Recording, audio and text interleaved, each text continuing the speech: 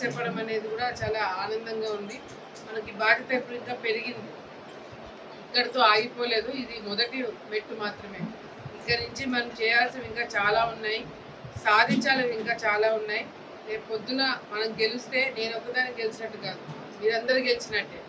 మీ ఊళ్ళల్లో మీరు దర్జాగా మన వాళ్ళకి పనులు చేసుకొని మీరు హ్యాపీగా రాజకీయం చేయడానికి ఒక అవకాశం.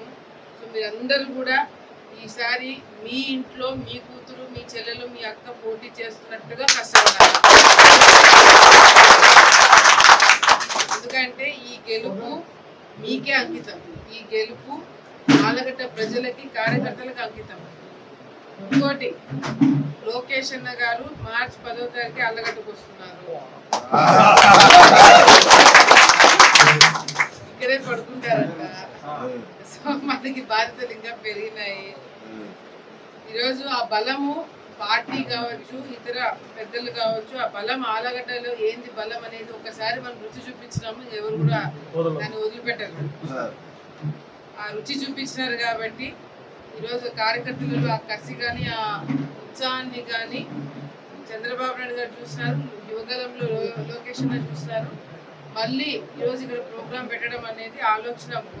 మామూలుగా అయితే యువగలం జరిగింది, సార్ ప్రోగ్రాం జరిగింది, ఇక్కడ పెట్టాల్సిన అవసరం లేదు. అయినా కూడా ఇక్కడే పెడుతున్నారు అంటే దానికి మనం కూడా దానికి న్యాయం చేయాలి. తప్పకుండా మీరు అందరూ చేస్తారని కూడా నాకు తెలుసు.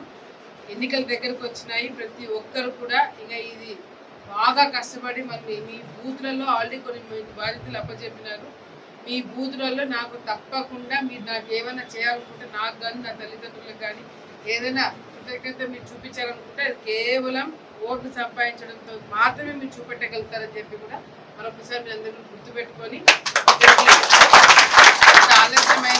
ఆలస్యమైన ఇక్కడ ఇచ్చేసిన మా కోసము అభిమానం పెట్టుకొని ఇక్కడ ఇచ్చేసిన ప్రతి ఒక్కరికి, నా కుటుంబ సభ్యుల కన్నా తక్కువేం కాదు మీరు, దానికన్నా ఎక్కువే మీరు. కుటుంబ సభ్యులు బయటకు వచ్చి వేరే విధంగా మాట్లాడినా కూడా నాకు ఫస్ట్ నుంచి మేము ఉన్నాము, మీకు ఎవరు ఏం చేసినా ఏమున్నా మీ తల్లిదండ్రులు మాకు చేసినారు, మీరు మాకు చేసినారు, ఆడపిల్లవి మీకు నేను తోడుగా ఉంటానని ప్రతి ఒక్కరు, నాకు సొంత అన్న లేకపోయినా నాకు సొంత అన్న కన్నా ఎక్కువగా నాకు మీరందరూ సపోర్ట్ చేస్తున్నారు. అది నేను జీవితాంతం గుర్తుపెట్టుకుంటాను. నా కార్యక్రమం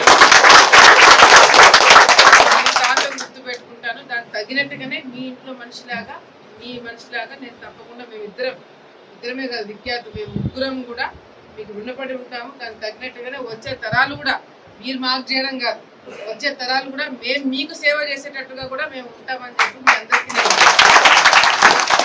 మాటిస్తున్నాను. Thank you so much. Thank you.